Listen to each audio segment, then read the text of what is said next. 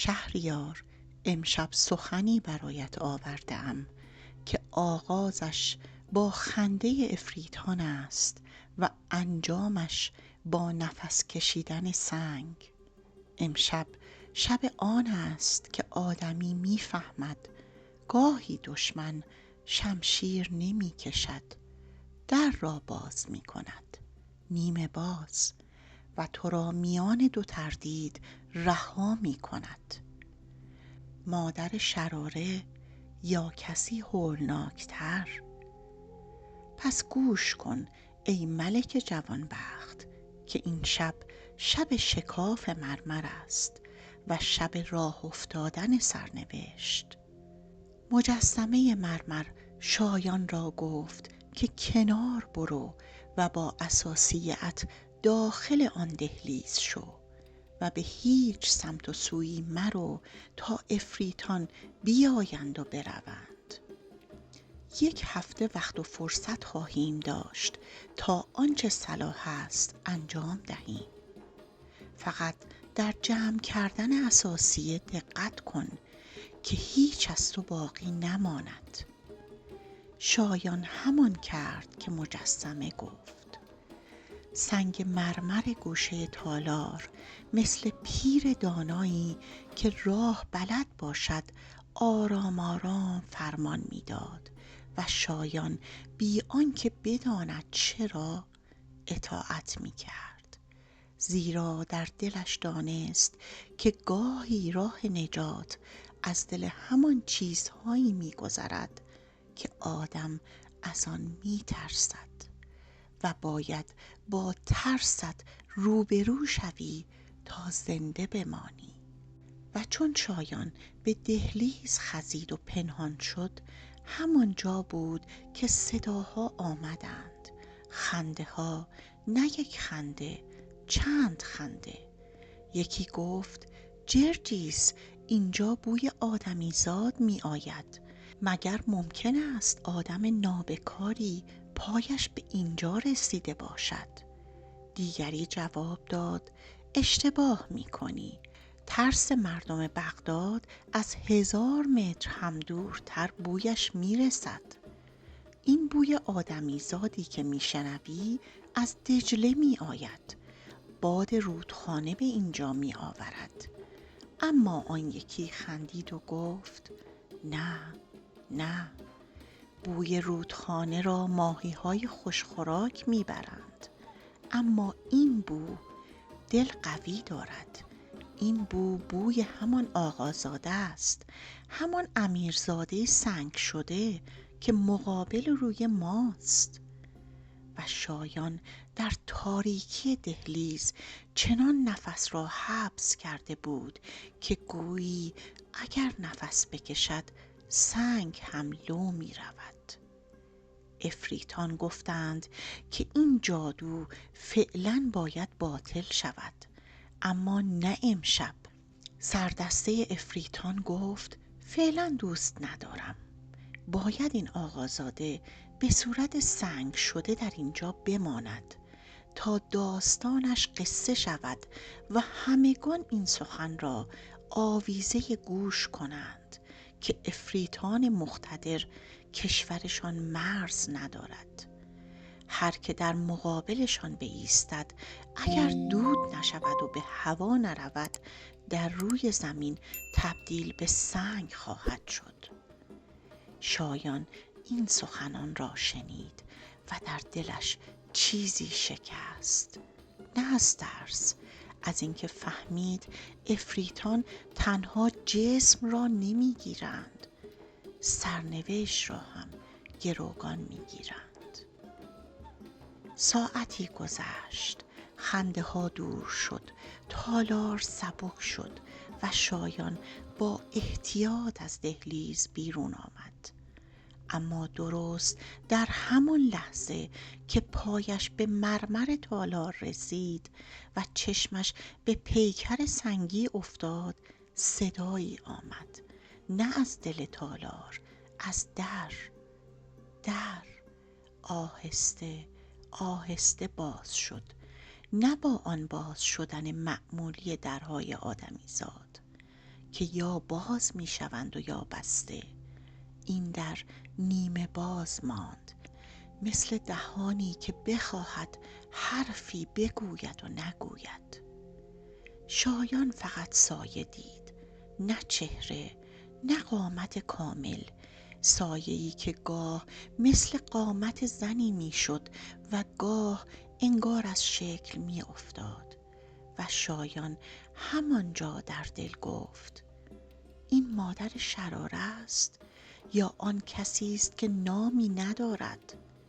اما مجسمه بی آنکه فریاد کند، مثل نسیمی که از سنگ بگذرد، زیر لب به شایان فهماند اکنون وقت شناختن نیست، وقت زنده ماندن است. و در بی آنکه جواب دهد باز هم نیمه باز ماند و سایه عقب رفت، بی صدا، چنان که آدم شک می کند اصلا چیزی دیده یا خیال کرده است. و این تردید همان تردیدی است که باید باشد، چون از همین جا به بعد هیچ چیز دیگر ساده و سرراست نبود. شایان به طرف مجسمه رفت و ترکه روی دهان مرمر را دید که پیشتر جرجیس بر آن زده بود. گفتند این ترکه باطل کننده سحر امیرزاده بخارایی است. اگر 5 بار این ترکه زده شود سحر باطل می شود. اما عفریتان به گمان خود سنگ را بی خطر می دانستند. جرجیس هم گفته بود این آقازاده سنگ شده هیچ حرکتی ندارد، هیچ جنبنده‌ای هم به اینجا نمی رسد. ملک التجار بغدادی و غلامانش از ترس پایشان به این 2 قصر نمی رسد. ما باید برویم، هفته آینده باز می آییم و برای جادوی این آقازاده فکری دیگر می کنیم.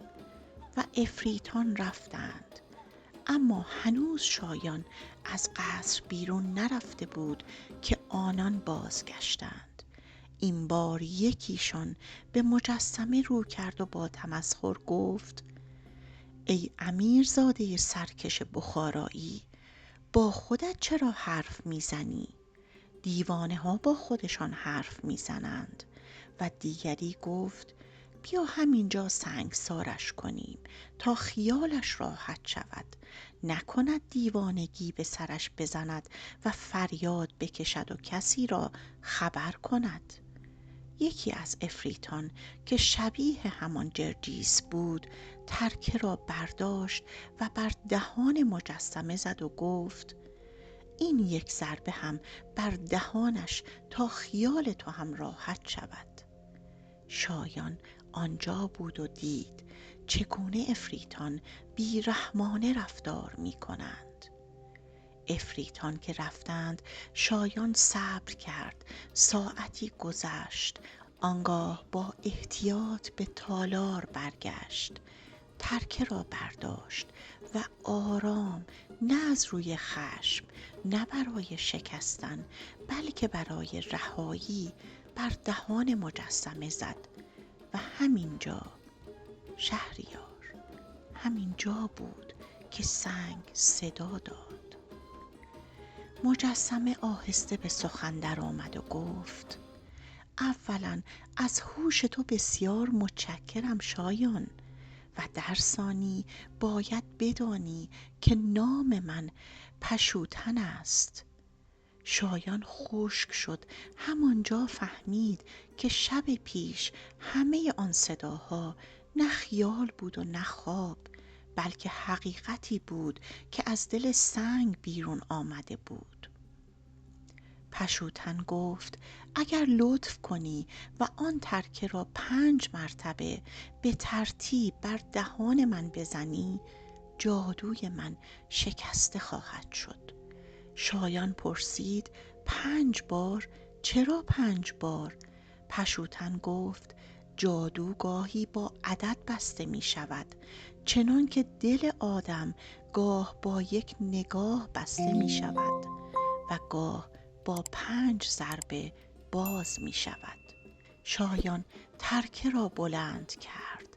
ضربه نخست سنگ لرزید. ضربه دوم مجسمه ترک برداشت. ضربه سوم گردی سفید برخاست. ضربه چهارم نفس تالار عوض شد و با ضربه پنجم مرمر شکافت. نه شکافتنی بی جان، بلکه شکافتن چیزی که سالها منتظر بوده و پشوتن از سنگ رها شد، زنده، جوان و برآشفته از سالهای خاموشی. و شایان به جای آنکه شادی کند اول گریه‌اش گرفت، چون فهمید در این قصه هر آزادی بهایی دارد. بله، جادوی سنگ شکسته شد. پشوتن آزاد شد. لحظاتی بعد پشوتن نشست و با شایان صحبت کرد. گفت تو تعجب می کنی که من از کجا این مطالب را می دانم، اما بدان که بسیاری از رازها در سنگ محفوظتر می ماند تا در زبان آدمی زاد. و سپس راز بزرگی را برای شایان بازگو کرد. گفت که شرنگ مادر شراره همان کسی است که زند شراره عمرش را بر زمین زد و شکست. گفت که خواهر خلدنگ امیر افریتان همان شرنگ است و افریتان هفته 1 بار شبانه روز با هم جمع می شوند و بسیار حرف می زنند و او پشوتن همه را از لابلای همان حرفها شنیده. و شایان هرچه بیشتر می شنید کمتر به عقل خودش تکیه می کرد و بیشتر می فهمید که این قصه بزرگتر از جنگ یک مرد و زن است. پشوتن گفت پیلنگ و خلدنگ برادران شرنگ اکنون در قصر خود نیستند. افریتان در سرزمین‌های مشرق دور هم جمع شده اند و اگر وقت را از دست بدهیم دوباره همه چیز سخت‌تر می شود. و آنگاه پشوتن گفت راهی است، راهی مخصوص از درون دهلیز که ما را به سرزمین یمن می رساند. مقر حکومت پیلنگ افریت است و اکنون فرصت خوبی است. ما 1 هفته وقت داریم تا از همان جاده پنهان زیر زمین خود را به قصر پیلنگ برسانیم و شراره را آزاد کنیم. شایان پرسید این راه چقدر طول می کشد؟ پشوتن گفت آنطور که از خودشان شنیدم خیلی کوتاه است. فاصله 10-15 روز روی زمین را بین 1 صبح تا عصر می توان طی کرد. و شایان همانجا فهمید که قصه وارد مرحله‌ای شده که دیگر با پای آدمیزاد اندازه‌گیری نمی شود. پس شایان و پشوتن بیدرنگ بار بستند، نه با هیاهو، نه با ساز و دهل، بلکه با آن سکوتی رمزآلود که آدم وقتی تصمیم بزرگی میگیرد به آن مبتلا می شود. هر دو از قصر بیرون زدند، از دهلیز گذشتند و قدم در راهی گذاشتند که افریتان آن را راه خودشان می دانستند.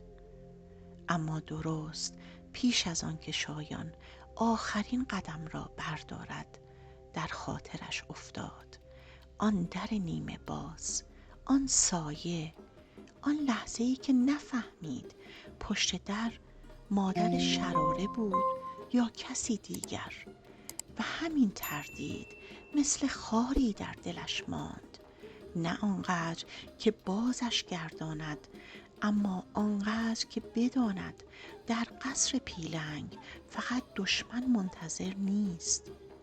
پاسخ هم منتظر است.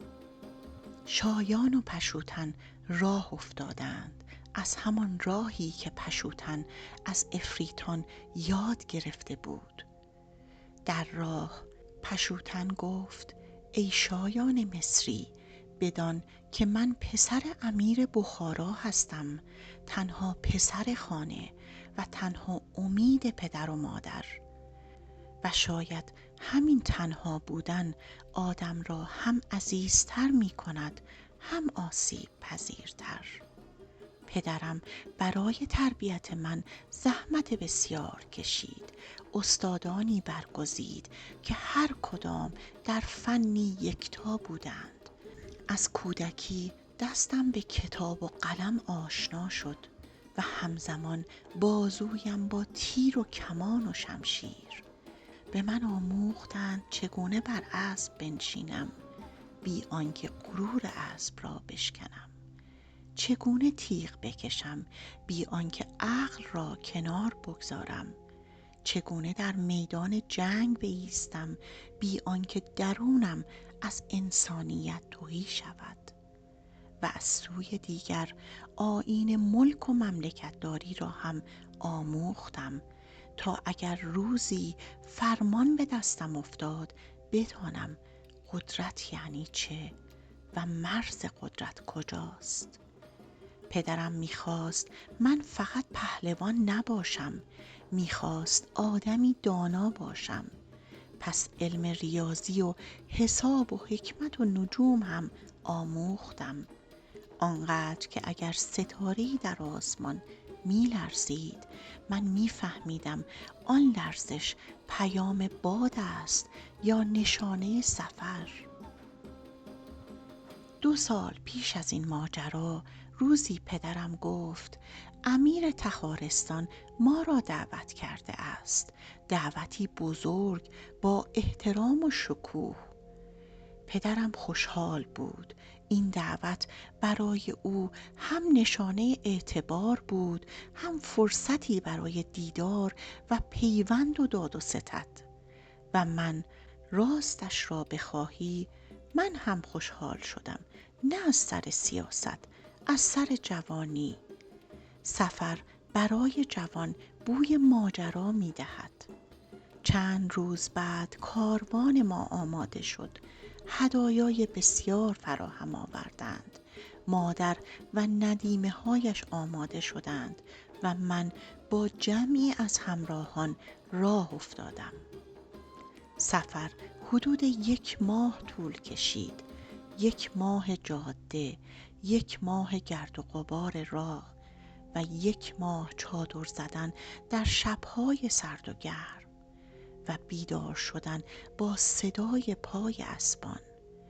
آنقدر راه رفتیم تا سرانجام به تخارستان رسیدیم. 1 هفته مهمان امیر تخارستان بودیم. دربارشان با شکوه بود، نه فقط از سنگ و طلا بلکه از نظم و آیین. امیر برای ما احترام بسیار گذاشت، چنانکه گویی ما از خانواده اوییم. و در این 1 هفته 2 شکار بزرگ ترتیب داد، شکارهایی که هم نمایش قدرت بود، هم نمایش احترام به مهمان. شکار اول در دشتی باز انجام شد. باد می‌وزید، آفتاب نرم و طلایی روی زمین می‌نشست. اسب‌ها می‌تاختند و صدای نفسشان مثل موج روی دشت می‌غلتید. در آن شکار چیزی را هدف گرفتم که همه را متعجب کرد. گلی درشت دور از دسترس در میان سبزه‌ها. نه حیوان بود نه دشمن، 1 هدف کوچک برای نشان دادن دقت. کمان را کشیدم. آن لحظه سکوت افتاد، چون وقتی تیر در هوا می رود همه نفسشان را نگه می دارند و تیر درست به هدف نشست. زمزمه تحسین بالا گرفت. پدرم در نگاهش غرور بود. مادرم لبخندی زد که در آن هم شادی بود هم نگرانی مادرانه. شکار دوم سنگین‌تر بود. گفتند امروز آهو شکار می‌کنیم. 2 آهو را دیدم در فاصله‌ای که هر کسی جرأت نمی‌کند برای هر دو تصمیم بگیرد. اما من جوان بودم و جوانی گاهی دلیر است و گاهی بی‌پروا. کمان را کشیدم. تنها 1 تیر، همان 1 تیر 2 آهو را همزمان انداخت. این بار دیگر فقط تحسین نبود، شگفتی بود. حتی بعضی‌ها گفتند این کار آدم معمولی نیست. شکارگاه را آراسته بودند. همه چیز مثل جشن بود و مادر و ندیمه ها آمده بودند و در حاشیه تماشا می کردند و امیر تخارستان نیز حضور داشت. آن هفته در نگاه همه من مهمان ستاره‌دار دربار بودم. وقتی هفته تمام شد و زمان خداحافظی رسید، امیر تخارستان گفت هدیه باید داد، هم به رسم مهمان نوازی، هم برای اینکه یادگار این دیدار بماند. هدایای بسیاری به پدرم داد، به مادرم، به همراهان و آنگاه چیزی را پیش آورد که برق چشم را می گرفت. قطعه الماس. بعد تیری نفیس آورد و کمانی گرانبها و زیبا. کمانی که جنسش چنان بود که انگار برای پادشاهان ساخته اند. امیر کمان را به دستم داد و گفت این کمان هدیه دخترم است. هدیه دختری که نامش زیباست. همین 1 کلمه کافی بود. زیبا. گفت این دختر بسیار نجیب است و بسیار با ادب و بسیار باسواد و به حقیقت مرتبه زیباییش از وصف بیرون است. من آنجا فقط کمان را نگرفتم، 1 چیز دیگر هم در دستم افتاد. حسی ناشناخته، چیزی مثل لرزش آرام دل. وقتی از شهر بیرون آمدیم و راه افتادیم، مادرم رو به پدر کرد و گفت تصور می کنم 1-2 ماه دیگر باید باز همین راه را برگردیم. پدر با تعجب پرسید چرا؟ مادرم گفت زیرا دختر امیر تخارستان نه 1 دل که 100 دل عاشق پشوتن شده و گمانم خود پشوتن هم آن دختر را پسندیده. پدر به من نگاه کرد. سؤال در چشمانش بود و من احترام کردم و گفتم نظر من همان نظر پدر و مادرم است و راستش این بود که من هم دل باخته شده بودم بی آنکه چهره‌اش را دیده باشم. گاهی آدم با شنیدن نام کسی، با شنیدن وصف کسی، با لمس کردن هدیه دست او دل می بازد. اما شایان مصری همین هدیه، همین کمان صدای بلندی در دربار برپا کرد. زیرا زیبا دختر امیر تخارستان بود و هر کس به آسانی به او دست نمی یافت. اما آنچه ما نمی دانستیم این بود در همان دربار کنیزی سیاه از طایفه افریتان بود که او را ساحره می نامیدند. مدتها در دربار خدمت می کرد. رفتارش به ظاهر نرم و وفادار، اما دلش جای دیگری بود. این کنیز کم کم خودش را به زیبا نزدیک کرد، ندیمه او شد و آنقدر در اطرافش چرخید که پدر زیبا هم گاه به او تذکر می‌داد. این کنیز شایسته نیست همیشه کنار دخترم باشد. اما زیبا دختری مهربان بود، نخواست او را برنجاند. گفت بودنش آزارم نمی دهد. و همین دلرحمی دروازه خطر شد، زیرا در پس این کنیز یک دشمن ایستاده بود، خدنگ افریت، یک افریت جادوگر که خود را به صورت مردی تاجر از مراکش درآورده بود. این مرد دروغین بارها به خواستگاری زیبا آمده بود، با هدایا، با جلال و جبروت، با اصرار، اما زیبا هر بار ردش کرده بود و آن تاجر مراکشی که حقیقتاً افریت بود کینه به دل گرفت. هدفش فقط این نبود که زیبا را ببرد، او میخواست زیبا را بشکند، میخواست او را مجبور کند با رضایت خودش به ازدواج او تن دهد و برای همین رفت آمدش را ادامه داد، هر بار با هدیه‌ای بیشتر، قولی بزرگتر، نفرتی عمیق‌تر. و کنیز ساحره تمام این رفت آمدها را خبر می‌داد. می‌گفت اگر دیر بجنبیم زیبا از دست می‌رود و افریت در پی نقشه‌ای افتاد که هم پشوتن را از راه بردارد و هم زیبا را بی پناه کند.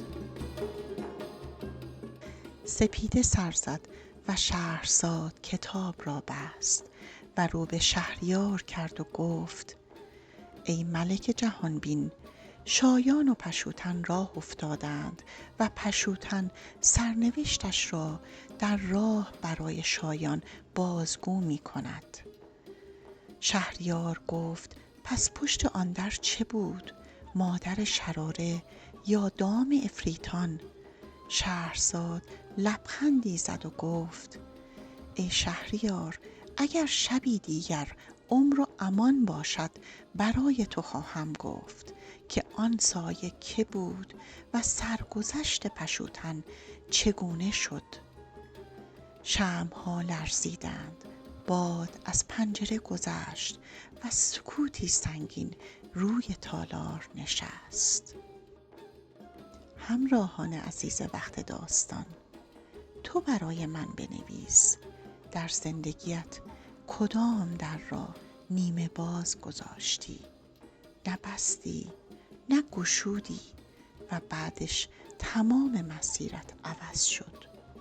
اگر می‌خواهی راز آن در و سفر شایان و پشوتن را از دست ندهی، حتما پلیلیست شهرزاد قصه گو را دنبال کن.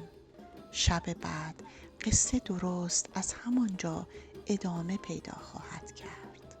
عزیزانم، لایک، سابسکرایب و کامنت به ادامه این مسیر زیبا کمک میکنه. لطفاً برای من بنویسید که قصه های 1001 شب براتون جالب هست یا نه. عزیزانم، وقت داستان علاوه بر پلیلیست شهرزاد قصه گو پلیلیست های دیگری هم داره، مثل گلستان سعدی، عرفان مولانا، ضرب المثل ها، کلیله و دمنه که همگی در انتظار شماست. ببینید و برای عزیزانتون هم ارسال کنید. عزیزانم، تنتون سالم، لبتون خندون و شبتون خوش.